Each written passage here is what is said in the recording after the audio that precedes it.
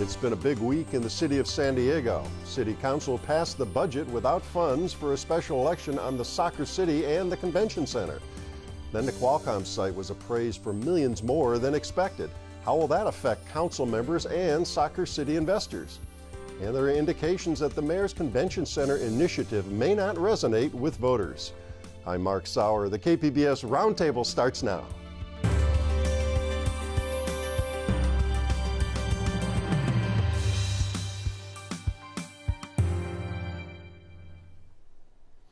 Welcome to our discussion of the week's top stories. I'm Mark Sauer. And joining me at the KPBS Roundtable today are KPBS Environment reporter Eric Anderson. Hi, Eric. A pleasure, Mark. Good to have you here. Reporter Andrew Keats of Voice of San Diego. Hi, Andy. Hey, Mark. And KPBS Metro reporter Andrew Bowen. Hi, Andrew. Hey, Mark. Well, San Diegans currently face monumental decisions that will profoundly affect the city for decades to come. They involve billions of dollars, huge land use challenges, and crucial quality of life issues like homelessness, crumbling infrastructure, and public safety. These issues are wrapped up in two initiatives supported by the mayor, the SoccerCity project and the Convention Center expansion. Here's Mayor Kevin Faulconer on what is at stake as he sees it. It usually takes decades to make meaningful progress on just one of those civic needs.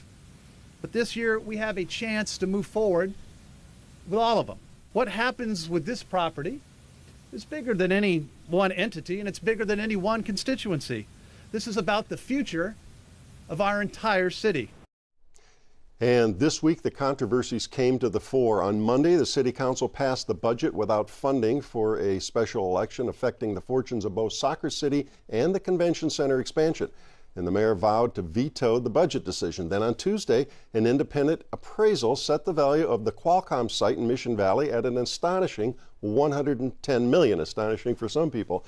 And now everyone's figuring out what this means and what to do. All right, Andy Keats, that is a lot on our setup, and show how confusing this is and how many moving parts just by the whole setup there. What happened at that council meeting? Set the scene for us. Well, and I'll say there's one other thing we learned this week is that the mayor can do whatever he wants with his budget, up to quote the city attorney's office, which is, you know, maybe the backstop for all this whole thing is the city council voted for a budget that didn't include money for a special election, and then we learned by the end of that vote that it didn't really matter because the mayor had it within his authority to veto a specific decision to put money back into the budget to have a special election.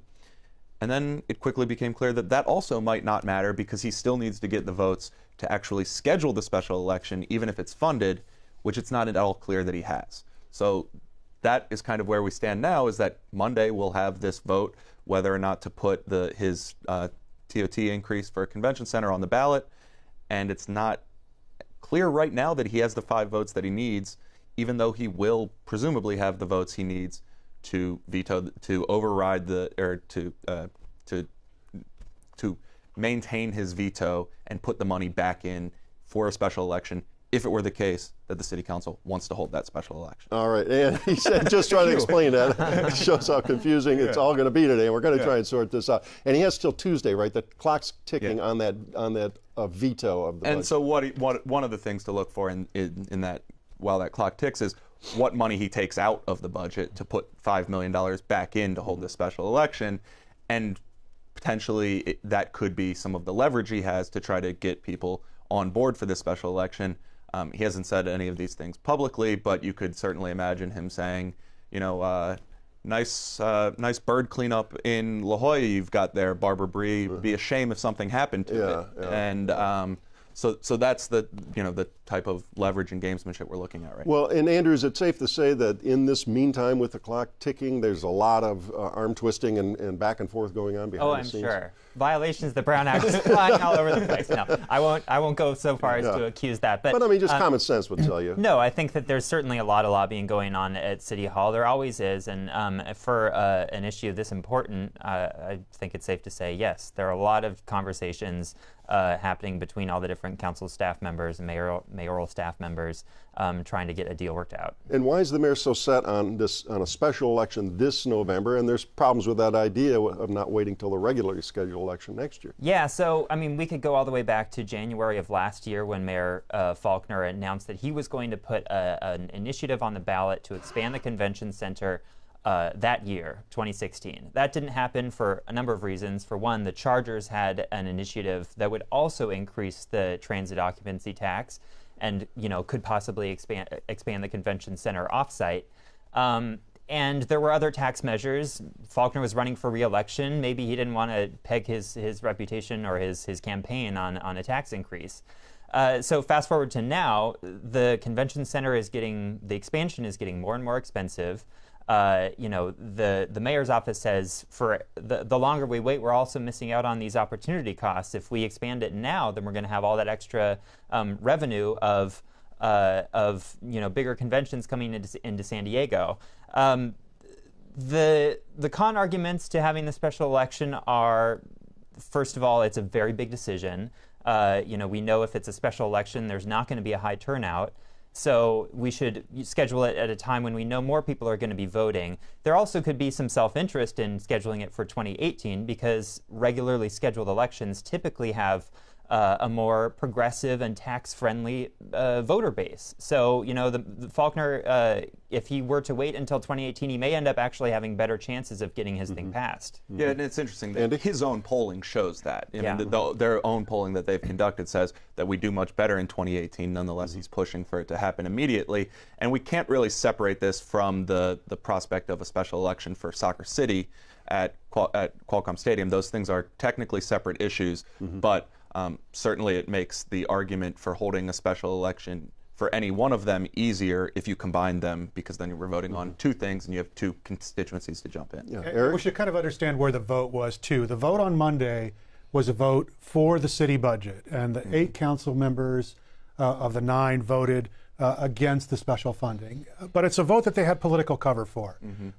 They knew that wasn't going to be the final word on the project, so it's easy to vote no if you know you're going to get a second chance.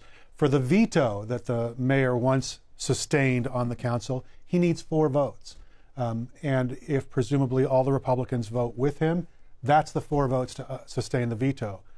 On the special election vote, he needs 5 votes. So he needs to turn 1 Democrat to his side. And if for some reason, as we were saying a little bit before the show, this particular special election vote fails and they try again at a later time, he would need 6 votes at that point. So there's a lot of maneuvering around those vote totals, and there's a lot of lobbying. As we mentioned, I was in the City Hall 2 days ago, Wednesday, in the lobby waiting to talk to a couple of council members.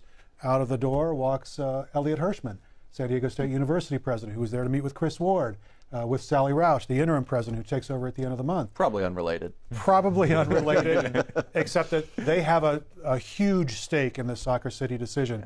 Yeah. If it makes the ballot, it makes it tougher for them to have a say in what the project is going to do. So they're probably in there lobbying for their position, which would be to delay the vote. I want to get to the appraisal here in a minute, but while you're on that theme, if they don't have this special election regarding the SoccerCity side of these 2 initiatives, does that blow out the SoccerCity plan, the FS investors? Do they say if we don't have it by this year, we can't get the soccer team and our plan is dead? Yes, it does, and no, we're not sure it does. And here's why. The measure on Monday, the special election measure, will affect SoccerCity, but it's not the SoccerCity proposal. That's a ballot signature gathering effort that the council has to consider, and they only have 2 choices. They can either approve it outright or put it on the ballot November of 2018. Now, in a separate measure, they could move it on to a special election if that already existed, or create a special election if that was an option. And that's what SoccerCity folks are saying is problematic for them. They want to have a decision on this stadium idea by the end of this year, 2017. That's why they're pushing for the November 2017 vote. They say if they don't have that, Major League Soccer will not award San Diego a franchise because they don't have the certainty of building a stadium. So here's a question. Andrew? Let's say SoccerCity is approved by the voters and MLS decides, well, we're going to pass on San Diego anyway. What happens to their plan? Because they say they're not going to build if they don't get a stadium. Or if they're not going to build the stadium. It's written into the initiative. No team, it's all null. Yeah.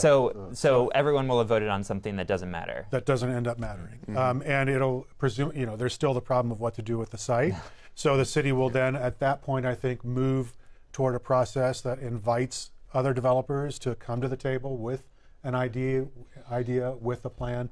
But it's one more year before anything could happen there. And I think from Mayor Faulkner has said this a number of times that, that site and what's currently there is costing the city somewhere in the neighborhood of $12 million a year. Just to maintain it. Just to maintain it, just to keep it going. And that idea of a competitive process, that's what a lot of council members have been asking for pretty much since the beginning. It's what some council members have been asking for. It's what San Diego State University is looking for. They think that if there's an open process with some more time added there, that they can get the kind of project that they would be more amenable to.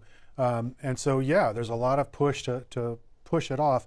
But the developers are saying, from their point of view, if they don't have a chance to have the public have a say in November of this year, and MLS decides not to award a team, then their part of the project is done. All right, let's talk about that appraisal that I referenced. It came in this week at $110 million. Is that a big shock to anybody? $660,000 an acre, roughly, right? And is that a lot of money for prime real estate in the heart of San Diego? Commercial real estate, yeah. I think a reasonable person could look at that number and say, maybe this is high. And the thing about an appraisal is it's not written in stone. Yeah, right. I think it's a negotiating point. The developers would probably argue that that's probably a high number.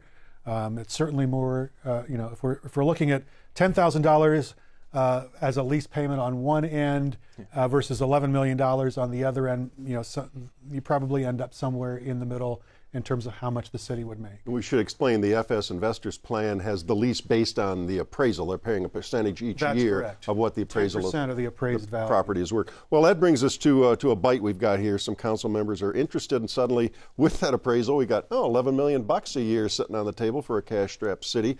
Here's Council Member Chris Cate. Let's see what he's got to say on all that. This is a potential revenue source for the city where we're going to need dollars to pay for a number of different issues, whether it's our infrastructure or police officers, what have you. This is a potential revenue source I think that the council should know about and hear about when we have this item come before us. And this is something that could come to us sooner rather than later, or could go by the wayside if for whatever reason we don't have a special election. So, Eric, you did that interview. What other points was this council member making? Well, he hasn't taken a public position on whether or not he supports the SoccerCity project or not, but he said he's listened to a lot of the arguments on both sides. And I thought it was interesting and a little bit humorous. He was like, some people don't like the project for the density. Other people like it precisely because it's a dense project. Some people don't like it because of the sports aspect. Other people like it precisely because of the sports aspect. And I think what that highlights is that there are a lot of different opinions all over the map on this, and it's everybody brings their own idea to the table, and at some point, you're going to have to make a decision. And you saw a lot of that, Andy, did you not? At that council meeting the other day, we had a couple hundred people there, and all sorts of people. They weren't shy about expressing their viewpoints on these various issues, right? Yeah, and the one thing we haven't mentioned that came up a lot at that meeting was the idea that back in November we passed Measure L, which specifically stipulated that when you have these big issues, you should only vote on them on regularly scheduled November elections. This would already break that. But to me, the biggest thing that the appraisal does is it changed the conversation materially, because as we said at the beginning, to have a special election, he needed to change one vote. Well, it's pretty hard to change one vote if you're just going back into the room with the same set of circumstances that you've been arguing for the last 3 weeks. What's new? Yeah. Something needed to change. Whether that was on the convention center side, that would be something like an agreement for project labor agreement for the construction of the center, or it is a new piece of information that can't be ignored by a city council that just made some cuts it didn't want to make this budget and is going to have to do the same next year. That you could start saying, well, $11 million right into the general fund would be pretty nice. So there, certainly is, and that's where we heard that council member. Eric? And I talked to David Alvarez about this earlier this week. He says he's willing to support the project if it's on the November 2018 ballot. He talked about Measure L being the reason for that. Chris Cate, on the other hand, said, look, there's a provision in Measure L that says you can put a measure on an off-year November ballot if you want to. In fact, it also says that you can put a measure on a June primary ballot if you decide to do so. So it doesn't restrict anything, and it's if it's used as an excuse to say it's only in November of 2018, then I think it's not. That's not. Well, that's an interesting point. It's not just November 2018. We do have a primary coming up as well. Yeah, so it is interesting because it was left completely possible that you can hold special elections. So the question becomes, well, what's the standard for deciding when something rises to that level? And I've heard everything from, well, it's for emergency circumstances. If a mayor has to resign in scandal, then we need to have a new mayor, so you have a special election. But one person's emergency is another person's luxury vote. It's totally subjective at this point. All right, Eric, you mentioned your interview with David Alvarez, council member. Let's hear what he's got to say. First and foremost, I am very disappointed that this group of individuals has disregarded San Diego State University as a partner in this development. It is critically important to me that that component be part of this. I'm hopeful that if time progresses and we don't have a special election, they will realize that they need to play nice with other individuals, especially with an institution that is so highly regarded and so important to our region's economy as our university is. All right, and as we've said before in this show, and you've alluded to, San Diego State is not crazy about this plan, but there's a leadership. Not crazy, and they're not on the sideline. And there's a leadership transition going right on now with end of the month. President Hirschman leaving. President Hirschman leaves at the end of the month, technically. Sally Roush will take over in an interim position for a year. Maybe it was the case where they're making introductions. Maybe it was the case where they were arguing their point in front of Chris Ward. I wasn't in the meeting, so I can't say what they were talking about, but it's pretty clear that they're not sitting by idly waiting to see what happens. They're actively pressing their case with city officials. And I think a lot of the opponents, Sudbury and Fenton developers both, see this Monday vote coming up, the special election vote, as a key point for them to kind of turn the tide away from the SoccerCity proposal. So I think there's a lot of effort going in that direction. So I don't know if you can answer this question, but how much of SDSU's decision to oppose SoccerCity was based on sports and how much on academics? Because they want a stadium that's big enough to host the Aztecs, but they also want expanded, classroom space or research facilities. They have this big goal of becoming a major research university. So how much of it was, the stadium is too small for us, and how much of it is, well, the space that we would want for our expanded annex campus is too expensive or not big enough? I don't want to speak for the university, and I can't speak for them, but I sense, just by looking at everything that's transpired, if this was a football-only issue, it would be solved. I think the university has eyes on getting control of a big chunk of that Qualcomm property. They've said as much. When I talked to John David Wicker, the SDSU athletic director, about this a couple of weeks ago, he said they want to do a research campus. But he also said something interesting at the same time, too, that what they want to do is get control of the land now, build structures, rent them out, create a revenue stream for the university, and then at some point down the road transfer to that educational mission. And for the SoccerCity developers, they want to get control of the land, build structures, rent those facilities out, and create that revenue stream for themselves. And then they say they're willing at some point to transfer a portion of the property to the university at that market rate down the road when it's needed. And so I think that's kind of where the difference between those two pushes lie. Yeah, I think another way of saying that is that it's not actually about, from all available evidence, it's not about San Diego State's immediate needs as much as their long-term ambitions. Right. And that's true both on the academic side and the stadium side. Right. The stadium that's proposed that they're saying is not sufficient because it wouldn't be big enough for their stadium or for their team. It's not that it wouldn't be big enough for San Diego State football as it exists today. It's that it wouldn't be big enough for San Diego State football with its hopes and dreams of one day becoming a Big Five conference, which it isn't right now. Yeah. So it's this future goal that they don't want, they don't want to have that door closed to them. Likewise, they've said publicly and then backtracked shortly thereafter that they don't have any immediate needs for the academic land. That's a 30, 40-year goal, which is fine, state universities should be thinking and planning in terms of 50 and 100 years at a time, not 5 years.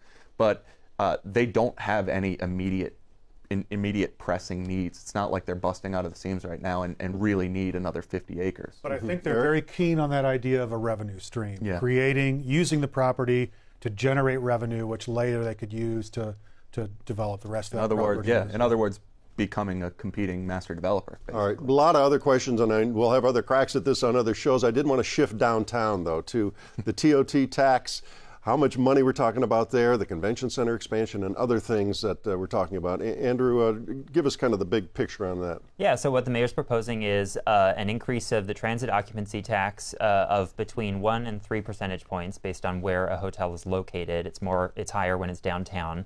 And most of that funding, the lion's share of it, would go to expanding the convention center on-site on the waterfront. It would be about 64% of the revenue, and that would total over the lifespan of the entire tax increase, which is 42 years. That would be, I think, $3.3 billion about. Smaller shares of the revenue would go to road repair and programs to end or reduce homelessness. And those would each get 18%, which in dollars is about $950 million, again, over 42 years. So another big deal. Another big deal. City's a big deal. This is another big deal. Absolutely. It's the length, right? Yeah, the length of both of these projects. Right, and the city would be able to bond based on that tax revenue, so they could get the money up front, spend it on expanding that convention center, or paving a bunch of roads, and then pay that off over time. Now you've yoked all these issues together here. Would the mayor do better if you had homelessness infrastructure perhaps separately from a convention center? Is one more popular than the other? And how does a vote on all this stuff work? Gosh, I wish I knew. I'm not a pollster, but we did, interestingly enough, see another poll come out this week that was funded by a private citizen, just an advocate for homeless people who are homeless, and that found that a tax measure exclusively focused on ending homelessness would actually have more support than what the mayor is proposing. I think that for a lot of San Diegans, the convention center expansion is a very abstract idea. It's about expanding our economy. Yeah, sure, it's a good investment, but not a lot of us really go to the convention center from day to day. Not a lot of us are looking at those numbers of how much revenue is coming into the city because we're bringing in new conventions or not bringing in new conventions. Every one of us sees homeless people on the street. I think every single person in San Diego understands the seriousness of that problem, and by that measure, we also drive on our roads. We also see how poor our infrastructure is, and so I think for a lot of people, they might understand that yes, the convention center expansion is an investment, but fixing our roads and ending homelessness are investments too in creating a safe and livable and welcoming city. Yeah. Andy? Well, and I think one of the other things you're seeing is, so these two things are of immediate concern because there's a conversation about putting them on the 2017 ballot. Once we get past these and it starts to just be about what goes on the 2018 ballot, you're going to see a flood of people talking about different things that should be on the table. I talked to a group of labor, progressive, environmental activists last week who said that they're already having discussions. They're already in their own planning phases to do with the eyes of a 2018 ballot measure that would raise taxes and just spend it on affordable housing programs, homelessness reduction programs, homeless services, that sort of thing. That's exactly what Mike McConnell, the homeless advocate that Andrew mentioned, pulled on. Those two ideas could at some point come together. They could be separate. Those could be two different things. Roger Scholey in the UT had a story this week about folks in Balboa Park talking about the potential of raising hotel taxes to improve the state of things there. And so I think one thing that you're seeing is that San Diego has a lower hotel tax rate than most of the cities with which it competes for conventions. And as long as that's the case, that's the low-hanging fruit for new revenue. So everybody who's underfunded looks at it and says, if we can get our hands on that, then we can solve our problems. And right now there's a feeding frenzy going on for who gets that between affordable housing, homelessness, Balboa Park, the convention center expansion, and each of them, because they want it, have a vested interest in the other side not getting it. Okay, a few seconds left in our show today. Mayor Faulkner's in the middle of all of this. Is his own leadership and his legacy tied into succeeding with these two projects that he's backing? Well, he's 1 year into his second term, so I think that he's got plenty of time to, assuming he serves the rest of his term, I think he's got plenty of time to figure out other issues and other problems that he wants to solve. So, I would say certainly this is a big deal, and if he's successful, it might be his legacy. If not, he has some time to figure something else out to stake that legacy on. All right, well, we'll see how all that goes and many of the other issues and the moving parts with this. Fascinating stuff. That does wrap up another week of stories at the KPBS Roundtable. I'd like to thank my guests, Eric Anderson of KPBS News, Andrew Keats of Voice of San Diego, and Andrew Bowen, also of KPBS News. A reminder, all the stories we discussed today are available on our website, kpbs.org. And if you missed any of today's Roundtable or all of our shows, they're available wherever you get your podcasts. I'm Mark Sauer. Thanks for joining us today on the Roundtable.